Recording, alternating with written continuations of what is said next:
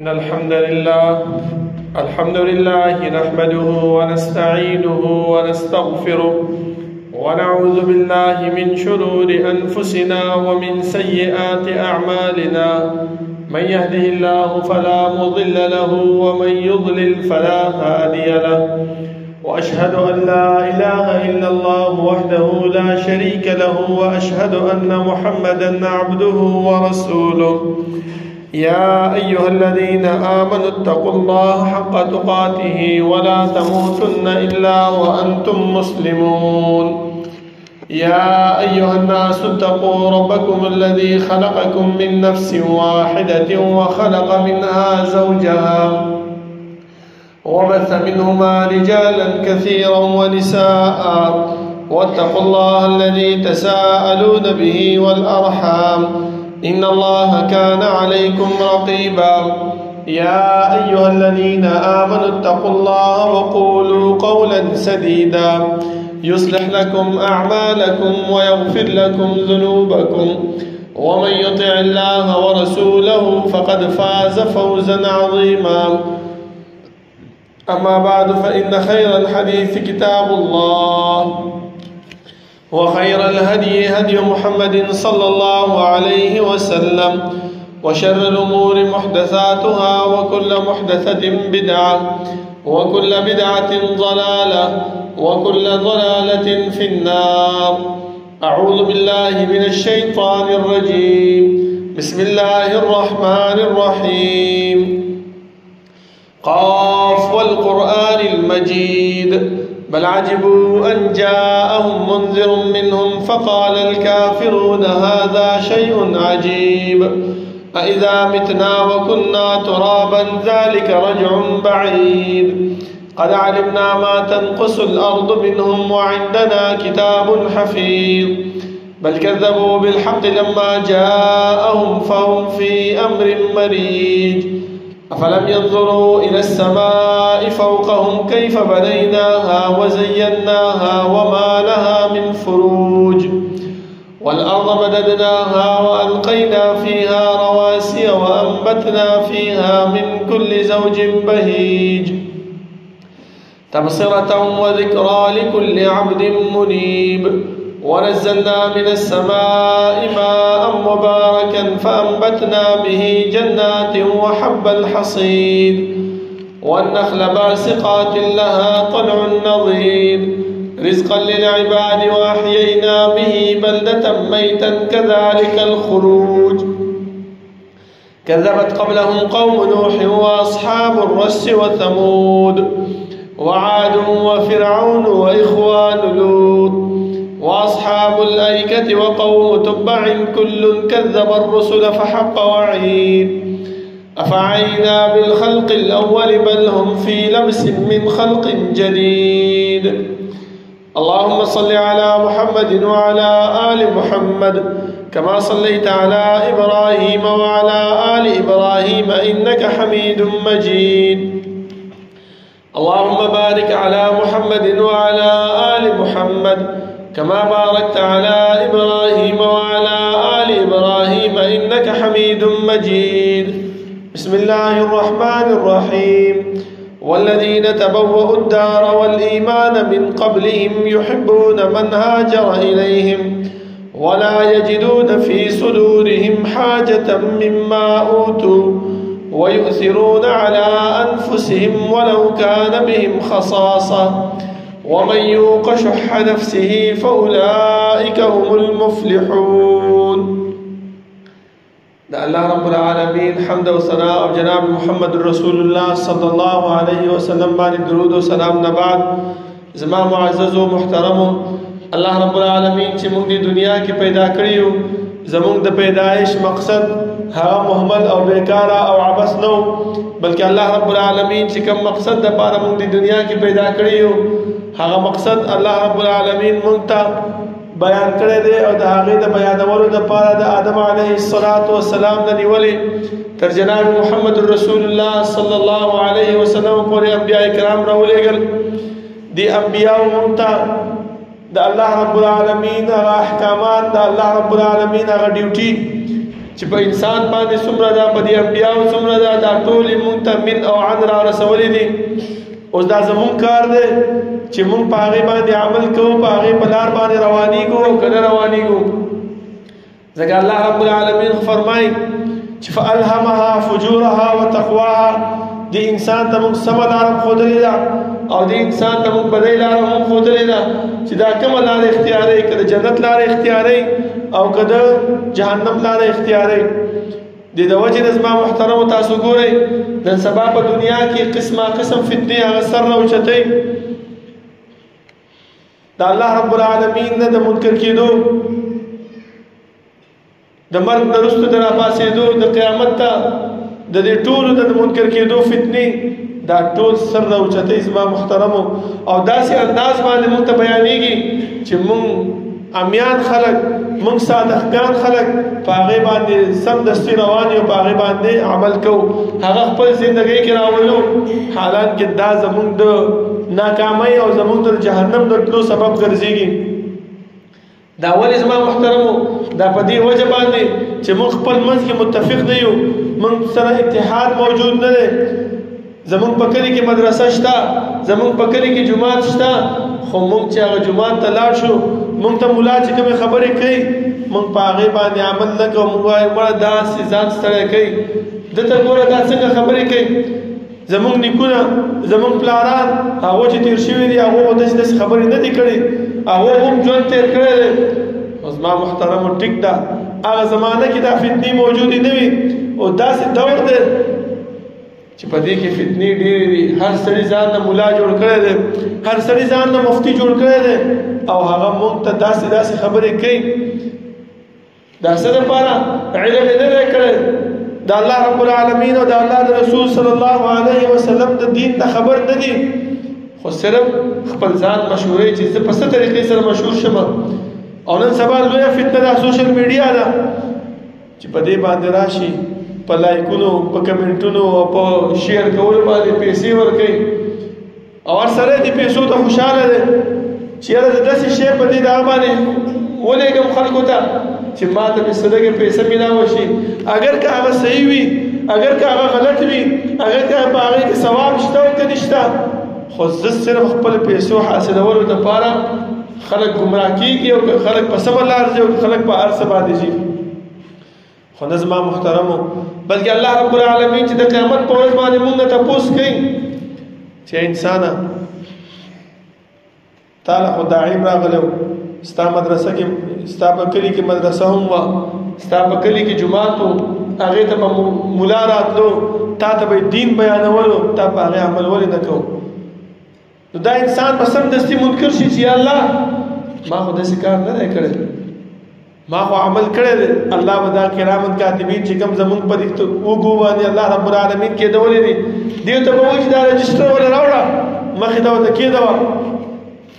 دا انسان به بیا منکر شي او سره د منکر کېدو نه مونږ یو بل مصیبت دا دی چې مونږ باندې څوک ګواهي کوي، د هغې ګواهي والا سړي هغې باندې مې اعتراض کوو چې دا خو دروغ وایي، داسې کله لیدلی یم، داسې دا کوم رجسټر لیکلی دی، کوم فایل یې جوړ کړی دا ټول دروغ دي.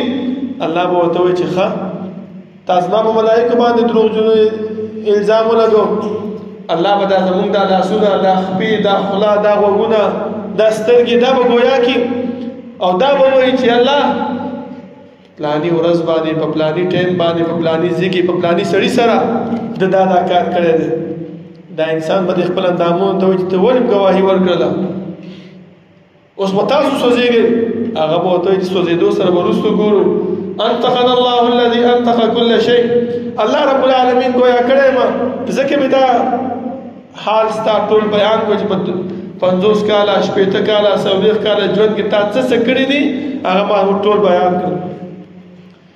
بل هغه رجسټر چې موږ ته کېښودلی شي هغه چې موږ وګورو نو په هغې باندې به وایو چې ما لهذا الکتاب لا یغادر صغیرة ولا کبیرة الا احصاها. د خو د وړه ګناه زما پرېښې ده او د غټه ګناه پرېښې ده، ټولې راګیره کړې ده. نو بیا رب العالمین په موږ باندې مهربان او رحیم دی، که هغه وغواړي نو موږ ته به دا ګناهونه معاف کړي او که ونه غواړي نو بیا زموږ ځای کوم دی زما محترمو؟ جهنم زموږ ځای دی. ملائکه ته وایي چې پړ مخې جهنم ته راکاږئ. خو اوس دلته زما محترمو دوه خبرې دي، یو حقوق الله دی، یو حقوق العباد دی. حقوق الله هغه الله رب العالمین که وغواړي تا ته معاف کوي، خو حقوق العباد هغه داسې دی چې تا کوم ملګري ته بد رد ویلي دي، د کوم ملګري عزت دی فاش کړی دی، د کوم ملګري ته سپېړه بې ځایه ورکړې ده، هغې پسې د خبرې کړې دي، نو تر څو پورې چې هغه ملګري ته معاف کړی نه الله رب العالمین دا تا نه معاف کوي. ستا په سر باندې دا ګناه موجوده ده. زما محترمو پکار دا دی نن سبا تاسو ګورئ دا مرګونه ډېر عام شوي دي، سم دم سړی به روان وي ایسته به راوغورځېږي او مړ به شي، د مرګ هېڅ پته نه لګي. زما محترمو کوشش دا دی کوو چې موږ خپل ځان د اوسه نه د نن د ورځې نه الله رب العالمین ته متوجه کو، الله رب العالمین دا عاجزی او انکساری شروع کو چې الله کوم ګناه رانه شوې ده، کوم لغزش رانه شوې ده، ته راته هغه معاف کړي. الله که کوم غټه ګناه رانه شوې ده تا نه معافي غواړم، او کوم د حقوق العباد د بندګانو سره چې کوم رویه ساتلې ده، که ښه رویه ساتلې وي نو خپل ځان سره خوشحاله شي، او که بده رویه ساتلې دي نو هغه ملګري له ورشئ او د هغې نه معافي طلب کړئ. زما محترم ځکه دا ټول هر څه په څه باندې کېږي؟ دا په اتحاد باندې کېږي، اتفاق باندې کېږي. رسول الله صلی الله علیه وسلم چې کله د مکې نه مدینې ته هجرت وکړو، اولنی کار چې هغه کړی څه د انصارو د مهاجرینو په منځ کې اتفاق پیدا کړو، ورورولي پیدا کړې وه. ځکه هغه ته پته وه که چېرته دا اتفاق او دا ورورولي په دیو کې پیدا نه کړم نو ژوند نه تېرېږي. ځکه هغه به دا وایي چې ما داسې مهاجر راغلی دی، لکه نن سبا مونږ وایو که نه داسې مهاجرین دي، داسې شی دي، دا دلته څه کوي، خپل وطن شته ولې ځي ولې دلته؟ نو رسول الله صلی الله علیه وسلم مدینې انصارو د مکې د مهاجرینو په منځ کې ورورولي پیدا کړه. او بیا هغه خلک داسې خلکو د رسول الله صلی الله علیه وسلم حکم نه غورځولو، هغو چې دی نو د الله د رسول حکم من او عن قبول کړو. کم کس سره چې ورورولي پیدا کړله هغه د انصارو کس راځي او د خپل د مهاجر رور ته وایي چې وروره زما دوه ښځې دي، دا وګوره کوم یو چې پکې ستا خوښه چې زه طلاق ورکړم ته یې ځان ته نکاح کړه. دا ورورولي هغو قایمه کړې وه. زما محترمو دومره اتحاد او اتفاق په خپل منځ کې هغو قایمه کړې وه. ځکه الله رب العالمین دا هغو په باره کې فرمایي وَيُؤْثِرُونَ عَلَىٰ أَنفُسِهِمْ وَلَوْ كَانَ بِهِمْ خَصَاصَةٌ. اگر که تندرستیا به وه، غریبي به وه، خو خپل رور به یې په خپل ځان باندې مقدم کولو چې نه دا زما مهاجر رور دی، د ده سره زه نیکي کومه، ده سره زه چې کوم دی ښېګړه کومه، دا زما سره د ده ورورولي زما پیغمبر زما الله هغه قایمه کړې ده. چې کله تا د یو ملګري سره یو ورور سره ورورولي وکړله، هغې سره یې خپلولي پالله، نو زما محترمو په دې باندې بیا نه کېږي چې بیا د هغې نه ځان خلاصو، په هغې باندې بیا نه کېږي چې د هغې نه ځان رستو رستو کوو. نه، څومره چې ستا وسه ده د وس مطابق ورسره ورورولي پاله. دا مه کوه چې ستا وس د 10 روپۍ دی او هغه تا نه چې دی د 50 غواړي. ستا وس د چولو خوړو دی او هغه تا ته وایي چې ما له غوښه راوړه. نه، هغه رور ته هم پکار دی چې خپل د دې ورورولۍ خیال وساتي، ده ته دې وګوري چې یا دا زما رور په کوم حالت کې دی، څنګه ژوند تېروي، هغه شانتې ده سره هم هغه برتاو هغه رویه وکړي. زما محترمو ځکه زما محترمو د نعمتونو احساس هغه کله انسان ته کېږي، هغه هله کېږي چې هغه کې للهیت موجود وي، هغه کې د الله رب العالمین وحدانیت موجود وي، هغه کې د الله رب العالمین یره موجود وي. ځکه الله فرمایي واما بنعمت ربک فحدث. د الله رب العالمین په نعمتونو باندې شکر ادا کړه. شکر کله ادا کېږي؟ چې کله ستا زړه صفا وي. شکر کله ادا کېږي؟ کله چې ته ایمان والا. شکر کله ادا کېږي؟ کله چې ستا په زړه کې د الله خوف موجود وي. ځکه رسول الله صلی الله علیه وسلم ته الله رب العالمین ټول مخکینی ورستونی ګناهونه معاف کړي، خو بیا هم هغه به دومره منځونه کول، دومره اوږد اوږد قیامونه به یې کول چې په ودرېدو سره به یې دا پنډۍ مبارکې وپړسېدلې. صحابه ورته چې د الله رسوله ولې ته داسې کار کوې، ولې ځان ستړی کوې، تا ته خو الله مخکیني او رسولي ټول ګناهونه معاف کړي دي. د رسول الله صلی الله علیه وسلم جواب واورئ.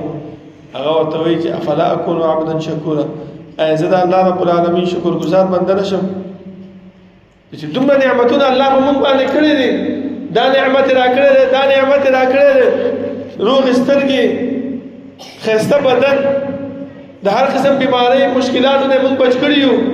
نو د الله بندګي پکار ده، د الله شکریا پکار ده. زما محترمو هغه شکریا په څه باندې راځي چې موږ خپل منځ کې متفق یو، چې موږ خپل منځ کې ډله بازي کوو، یو ورور ته بد رد وایو، بل ورور ته بد رد وایو، نو ټوله ورځ به بیا د هغې سره په دښمنۍ کې لګیا یو، هغې پسې به بد رد وایو چې دلته کینو هم هغې پسې به خبرې کوو، چې هلته کینو هم د هغې پسې به خبرې کوو. هغه ذکر اذکار به موږ نه پاتې وي، هغه د الله رب العالمین وحدانیت به موږ نه پاتې وي، هغه د الله رب العالمین ته به عاجزي انکساري موږ نه پاتې وي. ولې دغه بدګماني، دغه تفرقه بازي، دغه د رور پسې خبرې دا زما مخې مخې ته به کېږي. او شیطان هم دغه خبره غواړي. الله سره وعده کړی چې الله زه به ستا بندګان ګمراه کومه، د مخکې طرف نه مولا راځم، د شا نه مولا راځم، د ښي طرف نه، د ګس طرف نه، هر طرف نه مولا راځم. او چل یې ورته څه وښودو چې په کوم چل باندې به یې ګمراه کوم، په دې چل باندې به یې ګمراه کوم چې دا بد عمل، دا د ناکامۍ عمل، دا د جهنم ته د تلو عمل، دا به دته د ثواب په نیت پیش کوم. وګورئ موږ ته چې څوک ووایي دا د رور دی، ده سره ولې دومره زیاتې کوې، ولې ته پسې خبرې کوې، موږ نور هم جذبه کې راشو چې د ده داسې هغسې وکړم، د داسې کړی دی، د هغسې کړی دی، ده کې دا نشته دی، ده کې هغه نشته دی، یو دوه درې کنځل پسې وکړو او الټه خبرې ورپسې شروع کړو. ولې هغه جذبه موږ کې څوک پیدا کوي، دی بدۍ طرف ته موږ څوک مایله کوي، دا شیطان موږ پسې نښتی دی. الله رب العالمین سره چې کوم وعده کړی هغه خپله وعده پوره کوي. دا څه دپاره کوي؟ دا دې دپاره کوي چې خپل لښکر په جهنم کې برابر کړي، چې ځان له سوځېږم. یدعو حزبه لیکونوا من اصحاب السعیر، دې دپاره چې ډله برابره شي او هغه ډلې سره زه څه وکړم، په جهنم کې یو ځای ما سره وسوځېږي.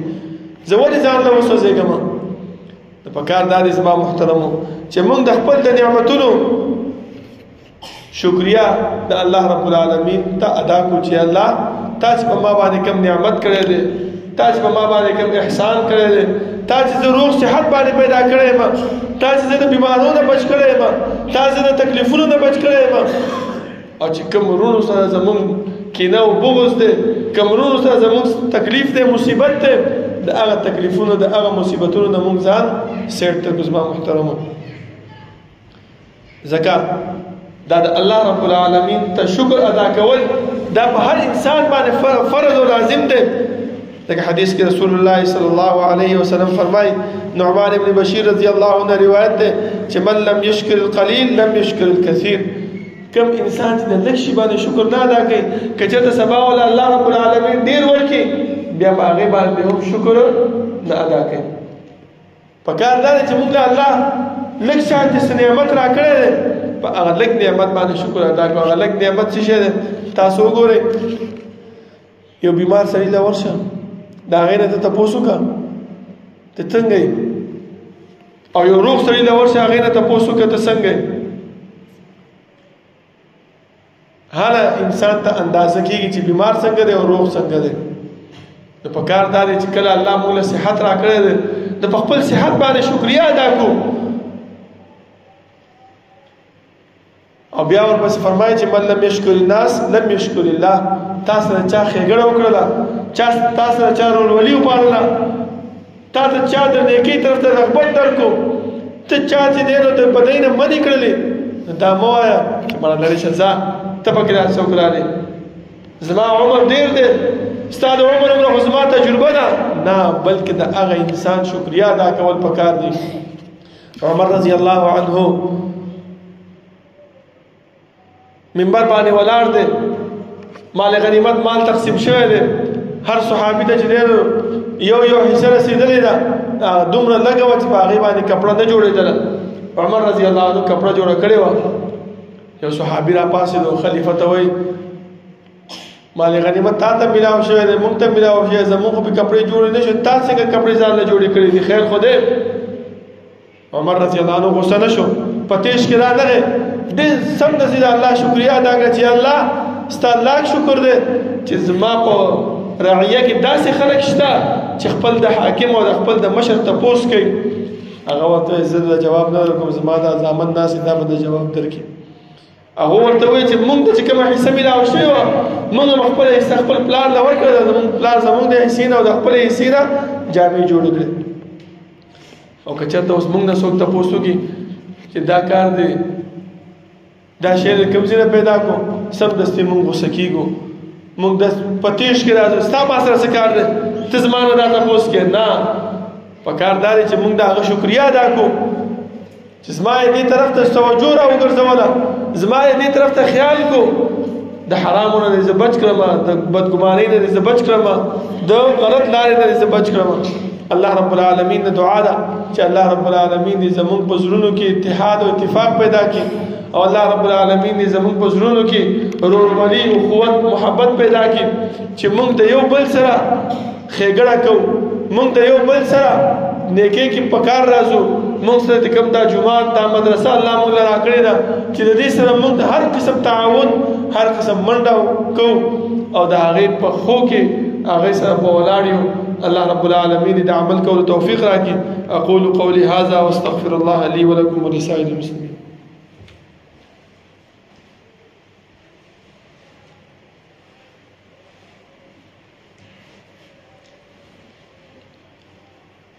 إن الحمد لله نحمده ونستعينه ونستغفره ونعوذ بالله من شرور أنفسنا ومن سيئات أعمالنا من يهده الله فلا مضل له ومن يضلل فلا هادي له وأشهد أن لا إله إلا الله وحده لا شريك له وأشهد أن محمدا عبده ورسوله يا أيها الذين آمنوا اتقوا الله حق تقاته ولا تموتن إلا وأنتم مسلمون يا أيها الناس اتقوا ربكم الذي خلقكم من نفس واحدة وخلق منها زوجها وبث منهما رجالا كثيرا ونساء واتقوا الله الذي تساءلون به والأرحام إن الله كان عليكم رقيبا يا أيها الذين آمنوا اتقوا الله وقولوا قولا سديدا يصلح لكم أعمالكم ويغفر لكم ذنوبكم ومن يطع الله ورسوله فقد فاز فوزا عظيما أما بعد فإن خير الحديث كتاب الله وخير الهدي هدي محمد صلى الله عليه وسلم وشر الأمور محدثاتها وكل محدثة بدعة وكل بدعة ضلالة وكل ضلالة في النار زما محترمو دا اتحاد و اتفاق دا دمرا لوی نعمت دا الله رب العالمین چې کله انسان ځان لوي چا سره ملاویږي نه چا سره سم خبره نه کوي نو هر وخت کې په ګناه کې مبتلا وي هر وخت کې چې دی نو غلط طرف ته روان وي هر وخت کې چې دی نو د الله رب العالمین په معصیت کې وي ځکه الله فرمایي چې ولا تکونوا کالذین تفرقوا انسانانو مکه کې د هغه کسانو په شان دي چې ډله‌بازي او ځانوال اختیاري واختلفوا من بعد ما جاءتهم البينات او اختلاف کوي چې رحمان دا مدرسې والا پرون غریبانو نن وګوره غټ جماعت ته ملاو شو پیسې ولا رااله داسې شو هغه شو نه دا الله رب العالمین یو نعمت ده دا الله احسان ده په دې باندې شکریا ادا پکار دي چې زموږ په محله کې مخکې ورکوړي جماعت او الله تعالی اوس غټ جماعت راکو مخکې زموږ په محله کې دا الله رب العالمین ذکر اذکار نه کېدو دا الله د دین پرچار نه کېدو اوس الله رب العالمین علما مرا لګي مليان مرا لګي په دې محله کې د دین پرچار کېږي پکار دار چې موږ دې سره ودرېږو مرسته وکړو چې الله رب العالمین دا دین مضبوط شي او الله د دې په وجه باندې مال هم کامیابی را نصیب کړي که چېرته موږ اختلاف کوو او د دې نه روګرداني کوو ځان رستو کوو نو الله رب العالمین فرمایي واولئک لهم عذاب عظیم داسې خلکو دپاره دردناک عذاب دی. دا په کوم ځای کې؟ په آخرت کې. او په دنیا کې وګورئ چې کله کوم انسان د اتفاق او د اتحاد نه، د ورورولۍ نه، د الله رب العالمین د دین نه، د الله رب العالمین د شریعت نه ځان اخوا کوي، ځان لرې کوي، نو الله څه فرمایي؟ ومن اعرض عن ذکري فإن له معیشة ضنکا. څوک چې د دې کارونو نه ځان سیرته کوي، الله وایي ژوند یې زه تنګوم. تاسو وګورئ ځان له وناسي، یاره وایي دا ژوند مې ډېر تنګ دی، یاره اړه مې ډېر تنګ دی، پته نه څه چل راباندې شوی دی، بهر راووتم دې ملګرو سره ګپ شپ ولګوم چې دا طبیعت مې آزاد شي. ګوره دې ملګرو سره ګپ شپ باندې څه شی شو؟ دا اتحاد دی، اتفاق دی، ورورولي ده. الله رب العالمین ستا دا ژوند ښایسته کوي. که تا کې څه بدي وي، څه ګناه کار در کې وي، دا ورور به درته وایي چې وروره داسې کار مه کوه. هغه لا څه کوي؟ الله رب العالمین په دنیا کې دغه عذاب ورکړي، په آخرت کې ونحشر له یوم القیامة اعمى. دغه انسان به مونږ قیامت په ورځ باندې به ړوند راپاسو. دا به وایي چې الله لم حشرتني اعمى وقد كنت بصیرا. ولې دې زه ړوند راپاسم؟ زه خو ژوند بنا وم، سترګې راپورې وې. الله به ورته وایي چې کذلک اتتک آیاتنا فنسیتها. زما ملګری دین تعالی راغلی او زما شریعت تعالی راغلی او ستا په محله کې، ستا په کلي کې ورکوټي جومات نه غټ جومات جوړ شوی، علما به راتلل، طلبا به وو، خو تا به د هغې خیال نه ساتلو، تا به د هغې خبرو ته سپک کتل. هغه به چې راغی تا دپاره د وظیفې غوښتوله، تا به هغه ورټلو، همداسې به دې وشړلو،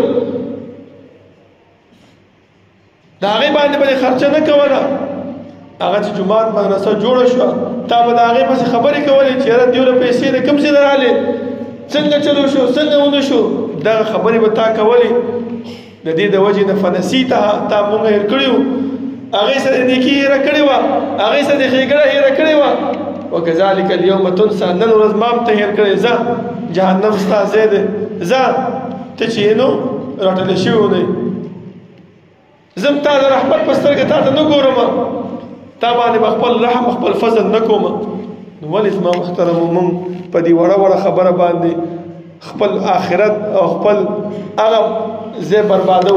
په کار دا دی چې د دې خبرو نه مونږ ځان وساتو، دې مدرسې سره، دې جومات سره خپل ورورولي، خپل اتحاد، خپل اتفاق قائم وساتو. د دې سره چې څومره مرسته زمونږ نه کېږي، که مالي وي، که جاني وي، که هر قسم مرسته زمونږ نه کېږي، هغه مونږ ورسره وکړو. که نور څه نه وي، نو خپل دعاګانو کې یاد وساتو چې الله څنګه چې تا دا مدرسه مخکې وړه وه، دا جومات مخکې ورکوټی و، تا غټ کو، دغه شانتې مخکې هم ته دا قائم و دائم وساته چې ستا د دین پرچار، ستا د دین سربلندي په دې کې کېږي. الله رب العالمین نه دعا ده چې الله رب العالمین د عمل کولو توفیق راکړي، او الله رب العالمین موږ د هر قسم بې اتفاقۍ نه، د اختلاف نه وساتي، او رب العالمین زمونږ په زړونو کې اتفاق، ورورولي هغه قائم کړي، او رب العالمین زمونږ په دعاګانو، زمونږ په نفقات او صدقات باندې خیر پیښ کړي، او زمونږ په زړونو کې د نفقې او د صدقې اچولو توفیق واچي. اقول قولي هذا واستغفر الله لي ولكم ولسائر المسلمين. ربنا لا تزغ قلوبنا بعد إذ هديتنا وهب لنا من لدنك رحمة إنك أنت الوهاب. ربنا اغفر لنا ولإخواننا الذين سبقونا بالإيمان ولا تجعل في قلوبنا غلا للذين آمنوا ربنا إنك رؤوف رحيم.